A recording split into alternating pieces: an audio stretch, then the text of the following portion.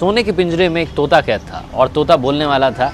राजा जी के यहाँ पर यह प्रथा थी कि महीने में 2 बार कथा होती थी और कथा सुनाने के लिए जब भी पंडित जी आते, जब भी वो अध्याय खत्म करते तो हर अध्याय के आखिरी में कहते हरि मिले तो बंधन छूटे। और जैसे ही पंडित जी ये कहते तोता कहता पंडित झूठा है।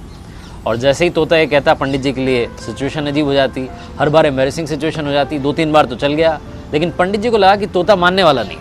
पंडित जी अपने गुरु के पास गए और गुरु जी को बताया कि वहाँ पर जब राजा के यहाँ पर कथा सुनाता हूँ और कहता हूँ कि हरि मिले तो बंधन छूटे, तो तोता कहता है कि पंडित झूठा है। ये तोता पंडित झूठा है बार बार क्यों कहता है? तो गुरु जी ने कहा कि चलते हैं, चल करके तोते से बात करते हैं। गुरु जी पंडित जी के साथ में तोते के पास पहुंचे और तोते से पूछा कि भैया बात क्या है? तो तोते ने बताया कि गुरु जी एक बार मैं एक ऋषि के आश्रम में पहुंचा, वहां पर मंत्रोच्चारण हो रहा था, जो उनके शिष्य थे मंत्र बोल रहे थे। मैंने एक मंत्र सुन लिया और मंत्र याद करके मैंने रिपीट कर दिया।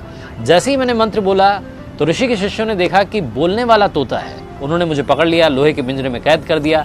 एक बार ऋषि के आश्रम में उनके एक शिष्य थे, सेठ जी, वो आए। उन्होंने मुझे देखा कि बोलने वाला तोता है, वो अपने साथ में ले गए और ले जाकर के मुझे चांदी के पिंजरे में कैद कर दिया।